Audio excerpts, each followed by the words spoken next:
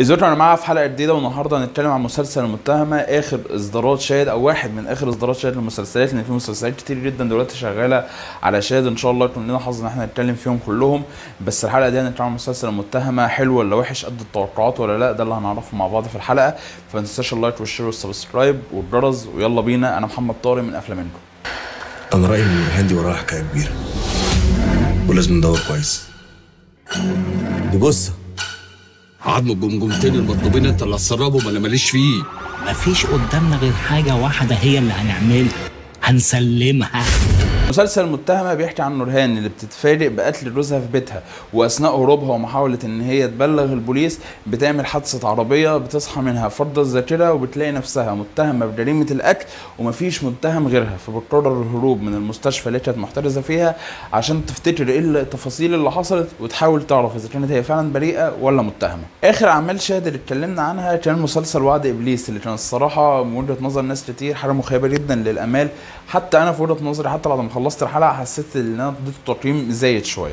مسلسل المتهمه انا ما كنتش داخله بتوقعات كبيره جدا، كنت متحمس شويه لما بصيت على القصه. ومن اول حلقتين الصراحه المسلسل شدني جدا، ودي حاجه مهمه في المسلسل وحاجه مهمه في مميزات المسلسل، هي الاثاره، وان قد ايه المسلسل بيشدك. يعني فعلا لما كنت بخلص كل حلقه من الحلقه اللي بتنزل عايز اشوف اللي بعديها، ولما كنت بخلص اللي بعديها واكتشف انها لسه قدامي اسبوع عشان اتفرج على الحلقتين التانيين، كنت فعلا بتضايق. وفعلا كنت ببقى عايز الحلقات تجري، كنت عايز اعرف ايه اللي هيحصل، لان بالذات برضو كتير جدا من نهايات الحلقات كانت حلوه. يعني نهايه الحلقه كانت بتخليك عايز تتفرج. فدي الصراحه ده بالنسبه لي من مميزات المسلسل، ان هو شدك، ان هو خلاك عايز دايما تعرف ايه الحكايه اللي بتحصل، مين اللي عمل كذا ولا مين اللي عمل كذا، هل فعلا نورهان هي اللي قتلت.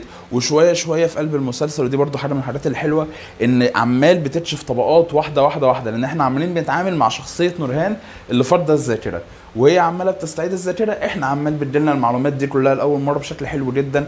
بنتفاجئ باحداث كتير في المسلسل، مليان فعلا غموض ومليان حاجات حلوه جدا، وفعلا من المسلسلات الموفقه جدا على مستوى الغموض. وبرضه الاكشن فيه يعني قليل، ما كانش كتير قوي، بس برضه كان حلو جدا جدا جدا. وده برضه ساعد فيه الاداءات التمثيليه الحلوه. يعني مثلا دورة بتقوم بوجهه نظري واحد من ادوارها الجميله جدا جدا جدا. فعلا كمية الصراعات اللي كانت فيها شخصية نورهان درة جسدتها بشكل حلو، كمية اللخبطة اللي هي كانت فيها تحولها كل شوية من الحاجات اللي هي بتسمعها من الناس، من جانب المتهم للبريء ومن البريء للمتهم، وهكذا وهكذا لحد ما الحقيقة بتظهر في الآخر. ده الصراحة درة عملته بشكل حلو جدا جدا جدا. عادل كرم دور من ادوار عادل كرم المميزه. انا بحب عادل كرم جدا. يمكن كان عندي مشكله في اول بس المسلسل ان انا مش حاسس ان هو مصري من لهجته، بس دي بعد كده في قلب المسلسل بانت هي، يعني اتبررت بشكل مقبول فخلاص. والاداء التمثيلي برضو بتاعه كان حلو، وكان قدامه تحديات في حاجات معينه مش عايز احرقها للي ما شافش المسلسل، بس هو فعلا قدمها بشكل حلو جدا. وبرضه ظهور للفنان الكبير اسامه عباس، اللي كان انا شخصيا بحبه جدا، وكان وحشني جدا اشوفه على الشاشه. ما كنتش اعرف انه مشارك في المسلسل، اتفاجئت لما شفته في المسلسل، وكان عاجبني دوره جدا، رغم ان المساحه ما كانتش اكبر حاجه، كانت مساحه يعني مش صغيره، او ولكن مش مساحه بطل من ابطال العمل، ولكن دوره كان حلو جدا، اداؤه التمثيلي كان حلو جدا. المشاعر اللي كانت موجوده في المشاهد اللي كانت ما بينه وما بين نورهان او دره يعني كانت برضه بشكل حلو جدا. وبرضه نروح لشخصيه رضا او اللي بيقدمها علي الطيب. علي الطيب على فكره يا جماعه واحد من الممثلين اللي انا بحبهم جدا جدا جدا، ممثل شاطر قوي. كان في وقت من الاوقات كان باين ان هو رايح في سكك بعيده جدا، ولكن ده تراجع، بس ما زال برضه بيختار ادوار حلوه جدا. يعني انا فاكر برضه دور ليه كان حلو جدا في مسلسل اسمه اهو ده اللي صار، كان مع احمد داوود وروبي وسوسن بدر ومحمد فراج وهشام اسماعيل.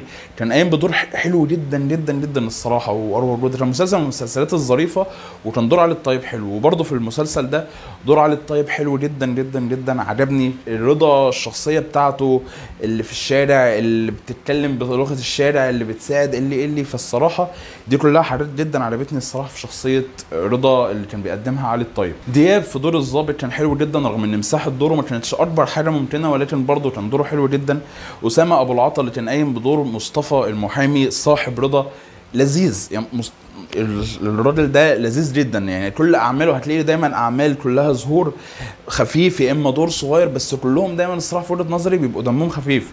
شخصيه المحامي اللي هو قدمها كانت واقعيه جدا، المحامي الكحيان اللي جاي من المكان ده كله، كل ده كان الصراحه كان عاجبني جدا في الشخصيه بتاعته.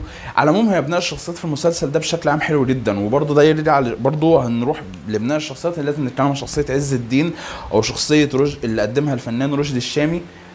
جميله الشخصيات كلها في المسلسل جميل فيها ان هي ملفته، والجميل فيها ان هي ليها حكايات كتير، كل واحد ليه حكاياته. ايوه قرب النهايه شويه اهملنا كتير خطوط من الخطوط دي كلها، في حاجات كتير جدا ومشاكل اتثبت زي ما هي من غير ما نفكر ان احنا عايزين نحلها، من غير ما نفكر ان احنا طرحنا المشاكل. مش بس في الشخصيه دي، حتى في الشخصيه اللي كان بيقدمها دياب كان عنده مشاكل الناحيه التانية وصراعات غير القضيه اللي هو كان بيقدمها، ما استفدناش بيها في اي حاجه. كان في حاجات كتير جدا، ودي مشكله في وجهه نظري ان المسلسل ركز على 1000 حاجه ولقى نفسه دايما قرب النهايه عايز يخلص حاجات كتير، ففي خطوط بدات تتقص وفي خطوط تانية بدات تتحل بطرق مش منطقيه في وجهه نظري شويه. يعني ما بقولش ان النهايه وحشه، النهايه لذيذه حلوه، بس ما عندي مشكله مع بعض مصاير بعض الشخصيات. يعني في شخصيه ما ينفعش تعمل ده، وشخصيه جامده قوي وعندها رجاله كتير جدا، مش عايز احرق يعني، بس شخصيه جامده جدا في المسلسل المفروض راح يعمل عمليه بنفسه عشان نخليه بقى يتقبض عليه او مش عارف يحصل له ايه او ايا كان، عشان خاطر ننهي القصه بتاعته او اللاين بتاعه. هي دي مشكله في وجهه نظري مثلا، ان بعض الخطوط كانت بالنسبه لي قرب النهايه بقت تاخد شكل غير منطقي شويه عشان بس نوصل للنقطه اللي احنا عايزين نوصل لها. هي دي كانت اكبر مشكله في وجهه نظري في المسلسل. مع برضه حاجه الحادثه اللي كانت عاملاها نورهان، السي جي اي بتاعها ما كانتش احسن حاجه الصراحه ممكن. ما بقتش عارف انت صح ولا غلط، خير ولا شر. مش فاكرة حاجة، مش فاكرة. المسلسل ده سيناريو وحوار احمد فوزي اللي كان على فكره ليه دور صغير في المسلسل، كان قايم بدور خطيب اخت رضا. والمسلسل ده برضو تاليف واخراج تامر نادي. الاخراج كان على يعني كان حلو في اغلب الاوقات، ما نقدرش اقول انه كان وحش الا برضه زي ما قلت في مشهد السي جي اي مثلا في حاجات كده، انما في اغلب الوقت الصراحه الاخراج كان حلو وكان قادر ينقل لك حاله التوتر اللي كانت فيها الشخصيات دايما. السيناريو برضه كان حلو جدا، كان مليان طبقات كتير، كان مليان مفاجآت كانت عماله بتتقدم واحده واحده.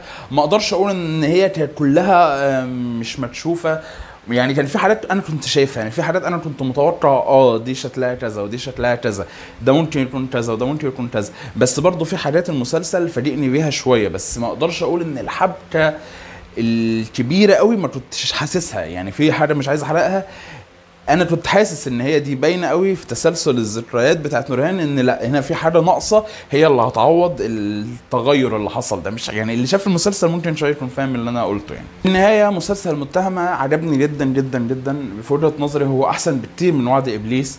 مسلسل موفق، 10 حلقات مليانين احداث بشكل كبير جدا، زي ما قلنا مليان تفاصيل. يمكن مشكلته بس ان هو لها نفسه احداث كتير ولها نفسه في الاخر ما لملمش الدنيا باحسن صوره ممكنه. بس يظل مسلسل المتهمه مسلسل يستحق المشاهده فعلا، لانه مليان حاجات كتير حلوه.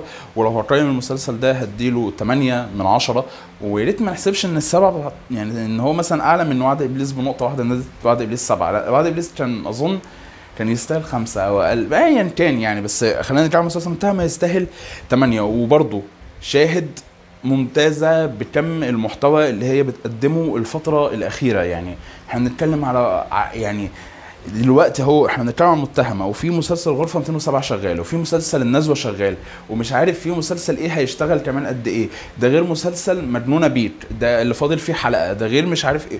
وكل ده تلاقي انا عمال بتابع وكل حاجه مختلفه. يعني متهمه مدين رعد غموض، مجنونه بيت ده حاجه لايت جدا، حاجه خفيفه تقعد تتفرج عليها. مش عارف الغرفه 207 غموض ورعب. النزوه انا لسه ما بداتش فيه، بس يعني واضح ان هو رومانسي. فكميه تنوع في المحتوى وغزاره واسماء الابطال اللي بيستعينوا بيها. يعني احنا بنتكلم ان احنا في كام شهر اللي فاتت اتفرجنا على شاهد على ابطال متعودين نشوفهم في مسلسلات كبيره جدا في رمضان، زي خالد النبوي وعمرو يوسف، محمد فراج، درة، باسل الخياط، ريهام عبد الغفور في مسلسلين في ادوار مختلفه جدا عن بعض. انا هنتكلم في الموضوع ده بعدين. اسماء كتير جدا شاهد بتطرحها قدامنا بشكل منتظم جدا في السنه، ان نخلص مسلسل خش في التاني، خلص مسلسل خش في التاني، بابطال كلنا بنحبهم. فقادره دايما تخليك قاعد على المنصه بتاعتهم، قاعد بتتفرج، قاعد تستني ايه اللي هيحصل. يعني انا اللي اتفاجئت بيه ان انا في وسط زحمه اللي انا عمال اتفرج عليه من المتهمه على شاهد، يعني من المتهمه المجنونه بيت اللي مش عارف في غرفه 207، اتفاجئت ان في حلقتين من نزوه نزلوا وعايز اقعد اتفرج عليهم لسه. فغزاره انتاج الصراحه، وانتاج ما هواش غزاره انتاج والسلام.